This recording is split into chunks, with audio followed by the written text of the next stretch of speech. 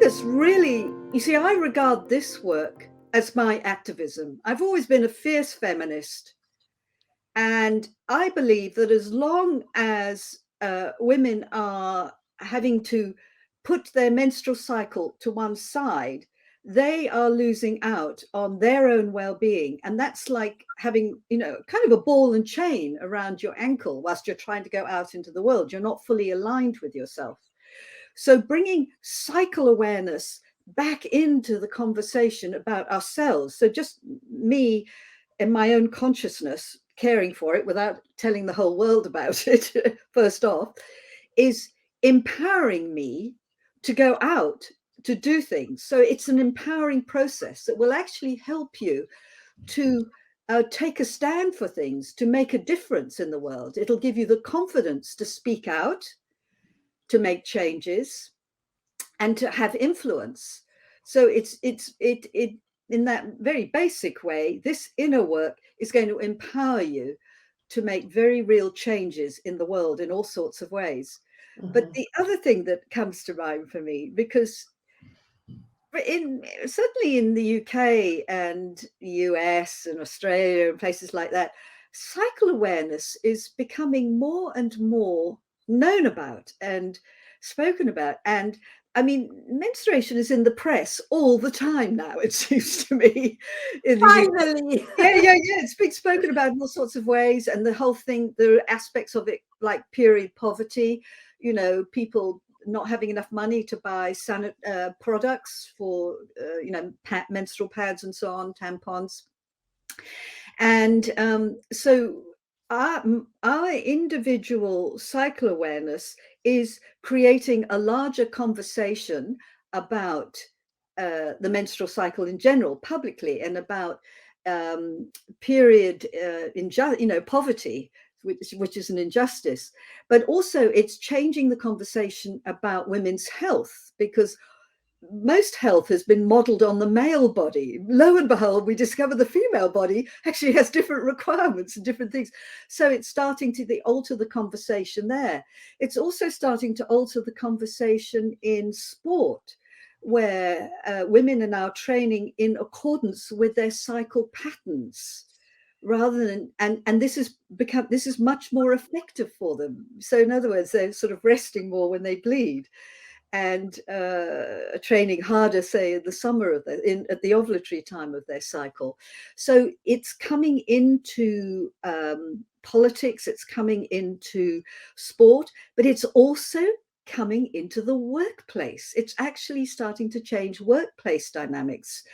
And, we're getting contacted a lot now about people wanting to bring cycle awareness into their workplaces. They don't just want it to be themselves trying to cope with it in their workplace.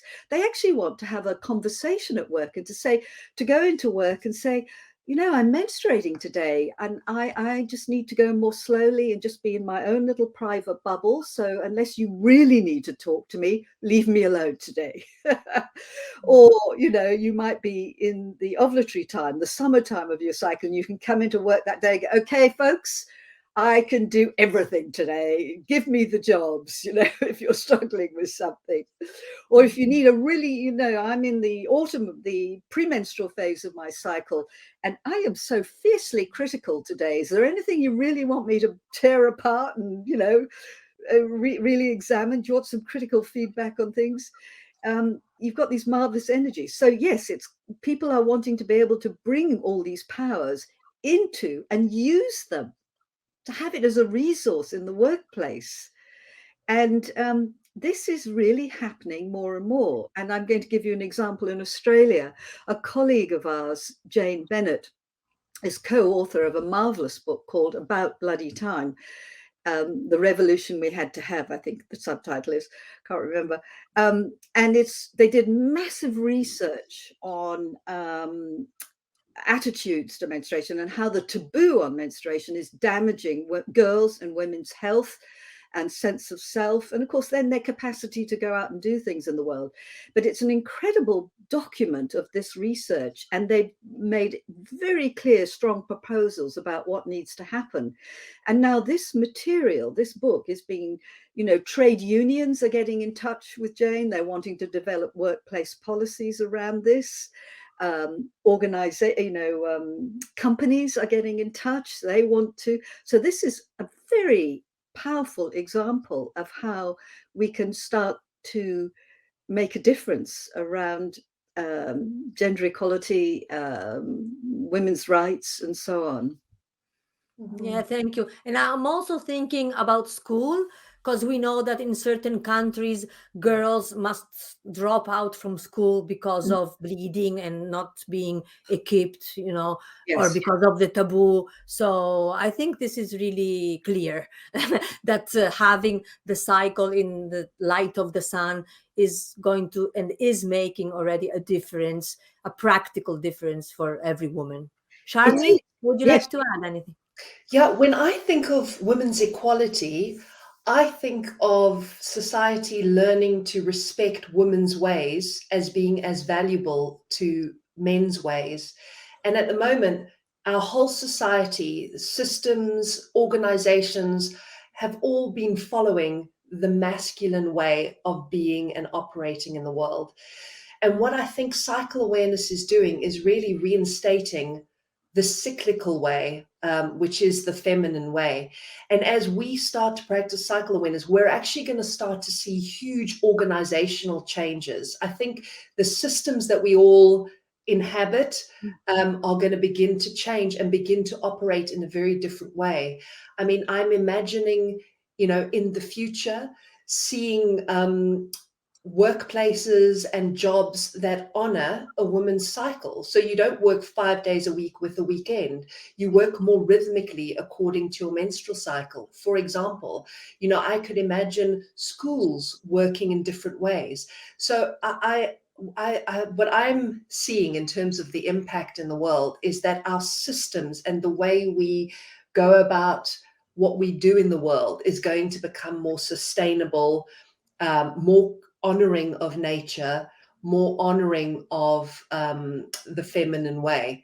And that's going to bring about this profound new kind of equality where both the masculine and the feminine way are respected. And then there's this harmony between men and women, and this harmony between these different ways of doing and being in the world. So I think the impact of this is going to be pretty profound in terms of society as a whole. Yeah, because this wild power is not only beneficial for women and women's bodies, right? Absolutely. It's like a way, how can also men, families, communities, governments, how can all of us benefit from bringing feminine awareness, which is cyclical awareness, which is even resting or stopping, that can be good for agriculture, let's say, or for fishing, or for like how we respect the ways of nature in here in the body and the ways of nature out there in the world. Yeah, Exactly, Barbara. exactly. As much as us humans have tried to move away from nature, we can all acknowledge that nature does it best.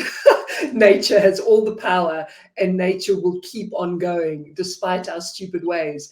And I think as we become more cycle aware, we're starting to inhabit that power, the power of nature, and our systems, our governments, our schools, everything will benefit from that, including the people in our life, the children in our life, our partners. Everybody is going to be nourished by living in a way that's more cycle aware.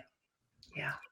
So we can really say that the menstrual cycle and paying attention to it may lead us back to nature, which is ultimately life.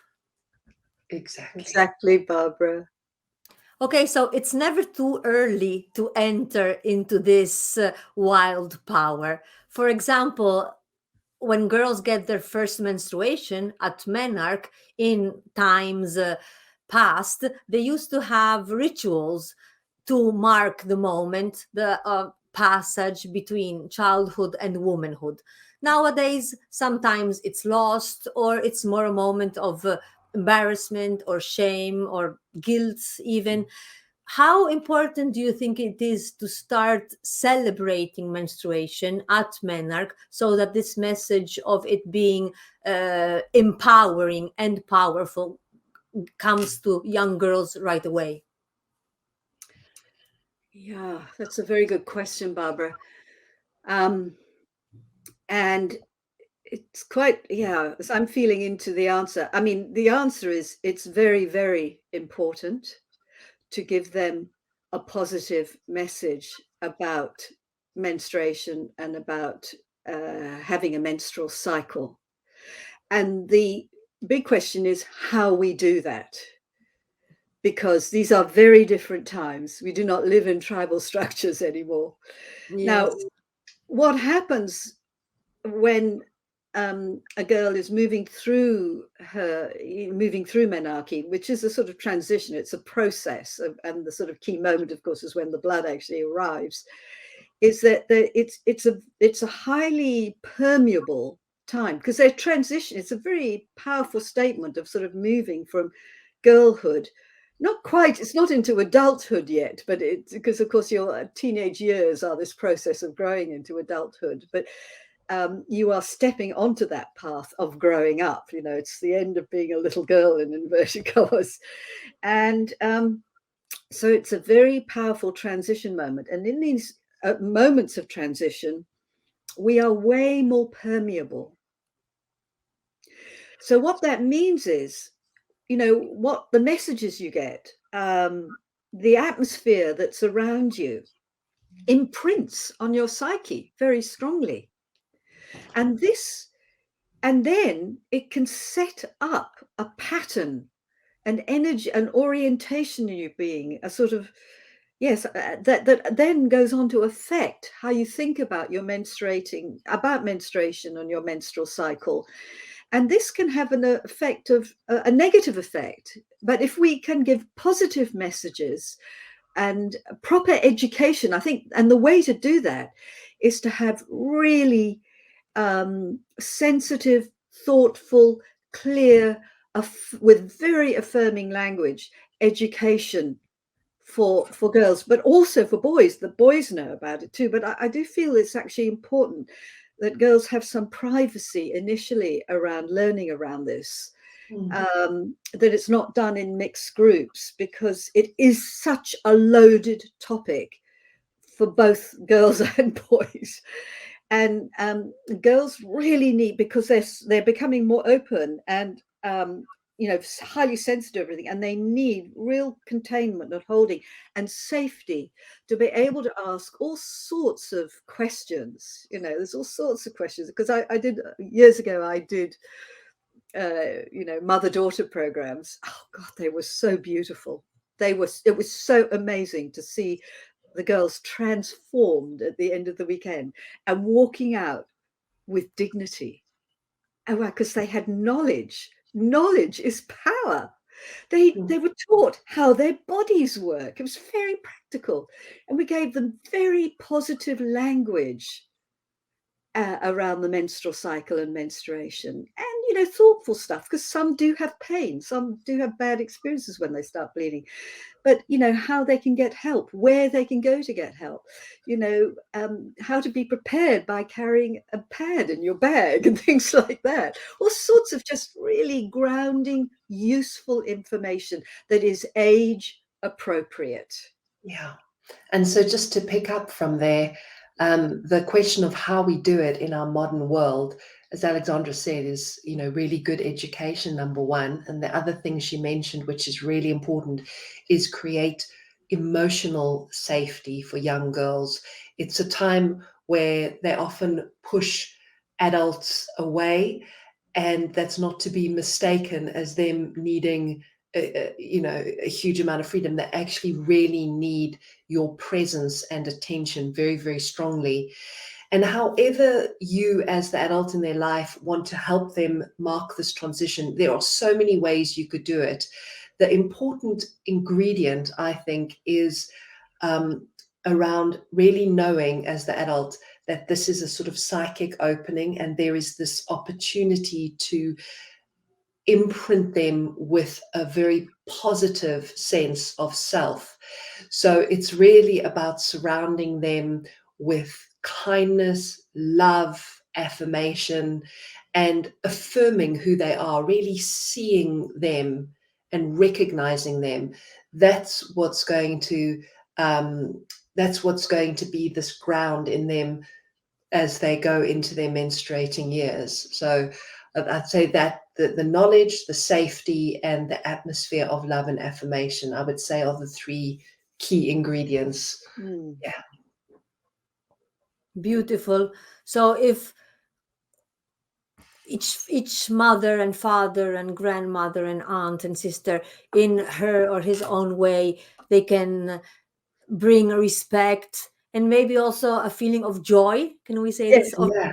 joy, of A rejoicing, celebration, that a little of celebration. celebration that this day has come, and that a whole new range of possibility and challenges are going to open up for her, knowing that it's good and that she's not alone, and that in this discovery with tools like your book, there is a lot that she will find out about herself and her deeper power.